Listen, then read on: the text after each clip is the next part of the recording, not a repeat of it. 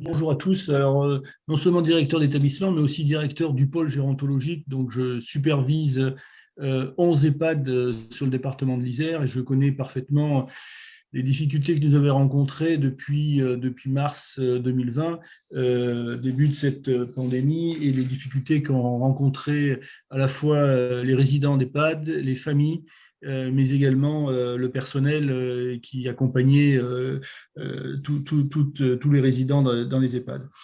J'ai écouté attentivement les témoignages de Madame Berthaud, de Madame Tual, également de Monsieur Poc. Et effectivement, quand on écoute ça, c'est des témoignages qui sont poignants et on peut s'interroger, on peut ne pas comprendre ce qui s'est passé dans ces EHPAD pendant cette période. Alors, je ne veux pas me faire l'avocat de l'ensemble des gestionnaires. Je veux simplement reprendre certains points qui sont à la base de certains questionnements. Le premier point, c'est que je pense que les gestionnaires, le personnel des EHPAD n'étaient pas du tout préparés à vivre une telle pandémie et des bouleversements comme on les a connus. Il s'est avéré que on était dans un fonctionnement et tout d'un coup, il se passe quelque chose d'incroyable qui remet tout en cause, tout en question. On nous demande, parce que aussi on parle d'injonction, mais on nous demande de fermer les EHPAD, on nous demande de confiner des personnes. Et après, c'est là où intervient, je vous renvoie un petit peu à la capacité des gestionnaires à finalement s'adapter aux situations exceptionnelles. Certains ont fait preuve de souplesse, de compréhension, d'analyse des situations et ont certainement mis en place des mesures qui étaient moins restrictives et qui ont permis de conserver du lien, d'accompagner au mieux les personnes, d'éviter et de briser la solitude des personnes. Et puis d'autres on se sont retrouvés pour certains un peu isolés. Quand on est dans un groupe avec une cellule de crise, avec des médecins, avec des psychologues, on peut croiser un certain nombre d'informations, on croise les décisions, on les pèse. Et quand on se retrouve, comme certains gestionnaires associatifs ou publics, qui se retrouvent seuls à devoir gérer ce genre de situation. Moi, j'ai connu pendant pleine période de crise le tout premier établissement de notre secteur qui était lourdement touché, puisqu'en l'espace de 15 jours, ils ont eu plus de 20 décès dans l'EHPAD. Et le directeur était seul. Il travaillait 15 heures par jour, 7 jours sur 7. Il ne savait même plus ce qu'il devait faire. Donc, voilà, il se retrouvait seul, de l'aide de personne. Donc, nous, en tant que directeur, on est venu le soutenir, apporter notre vision. Mais nous aussi, on était un peu désarçonnés par la situation et pas toujours bien inspirés dans certaines décisions. Donc, tout ça, c'est à prendre en considération. Il y a aussi, pour certains gestionnaires, c'est l'interprétation des textes et des recommandations. Certains ont fait une interprétation très stricte, et puis d'autres se sont octroyés un certain nombre de libertés. Et en fait, on a toujours pesé tout au long de la gestion de cette première vague, en tous les cas, ce rapport bénéfice-risque pour les résidents, pour la relation, pour le personnel. Voilà. Donc, c'est à prendre en considération.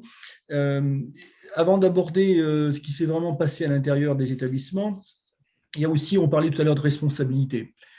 Il faut savoir que, à ma connaissance, il y a quelques directeurs qui ont été aujourd'hui vraiment pointés par des plaintes directes par la suite de décès sur la Covid.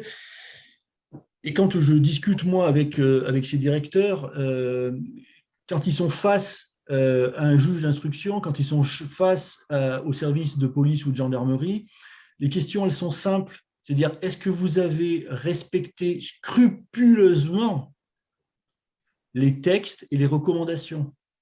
Si vous avez fait une interprétation, Si vous avez fait rentrer quelqu'un pendant la période où il était censé que personne n'entre, si vous êtes octroyé une certaine liberté à interpréter le texte, là, votre responsabilité est directement engagée au niveau du directeur et des dirigeants de la structure ou de l'institution. Et là, on oublie tout. Là, on oublie, bien sûr, l'accompagnement et autres. C'est vraiment la responsabilité du directeur qui, à un moment donné, a autorisé une famille d'entrée et vous n'auriez pas dû, monsieur ou madame. Voilà.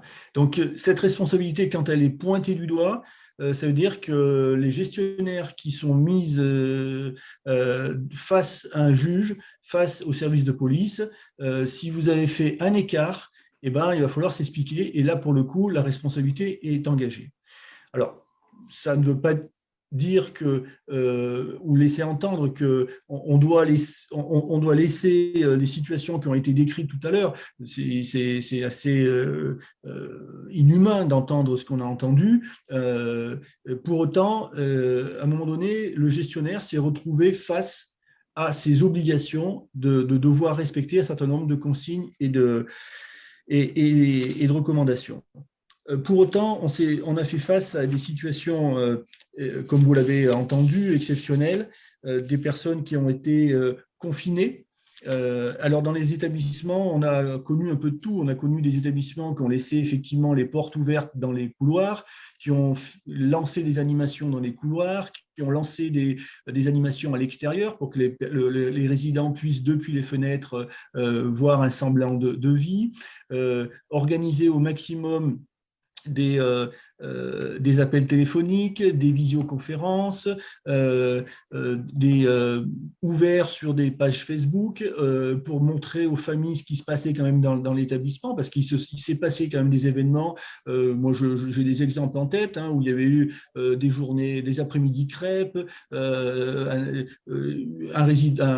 membre du personnel qui venait jouer de l'accordéon. Voilà, il s'est passé des choses dans les établissements malgré tout, mais on sait aussi que les établissements qui ont été touchés et qui étaient en pleine situation de devoir gérer des malades, là, on était dans une situation de guerre pratiquement. On parlait de guerre à un moment donné aussi, mais c'est vrai, on était face à une situation où on ne savait plus comment gérer et on a vécu au niveau du personnel, parce que c'est intéressant aussi de voir la maltraitance qu'a pu connaître également le personnel.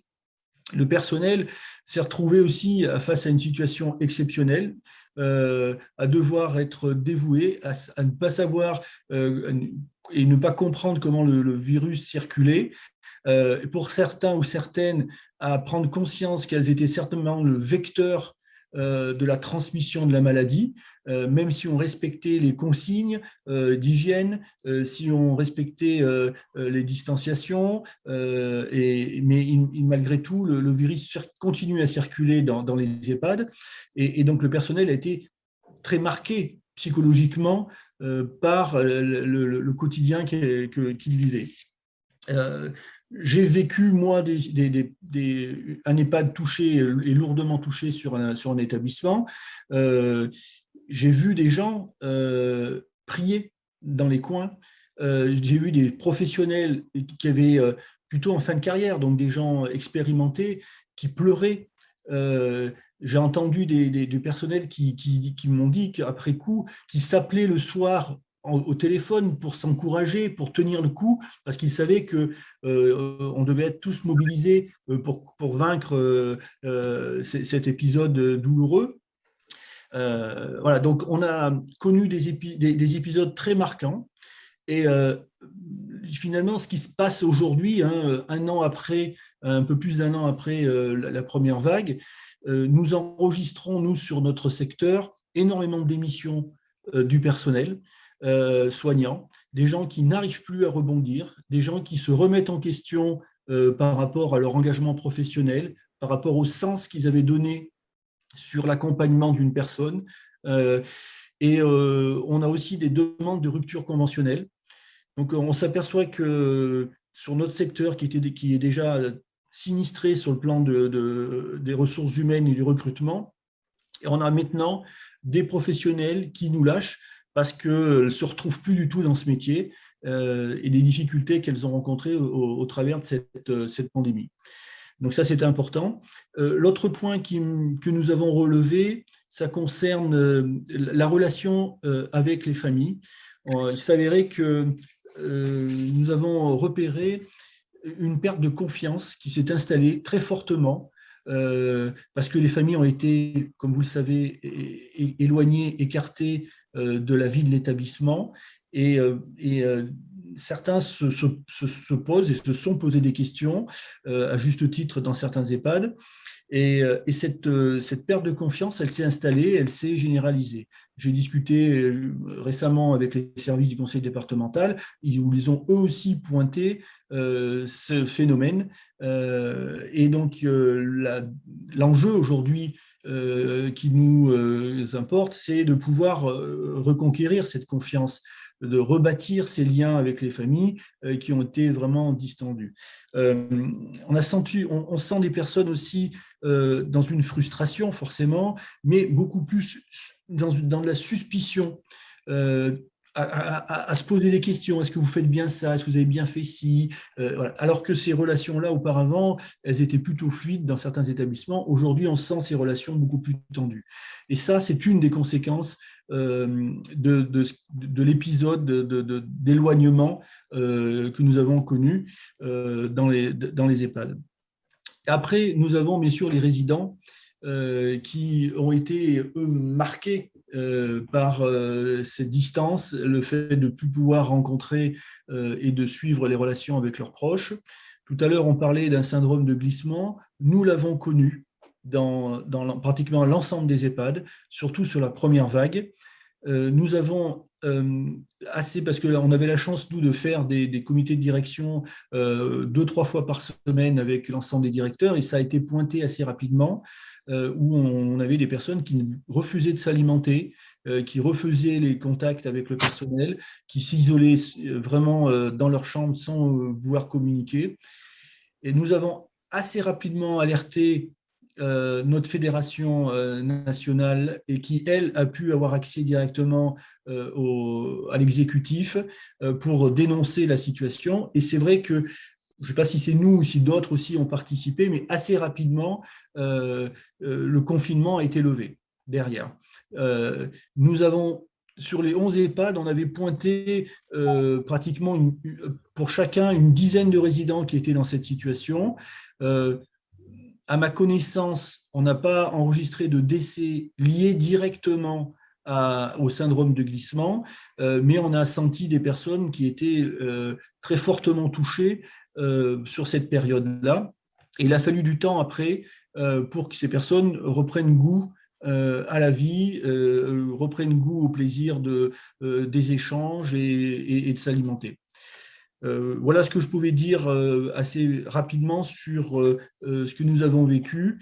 Je suis conscient que certains gestionnaires n'ont pas eu la bonne approche, les bonnes décisions, la bonne analyse des situations.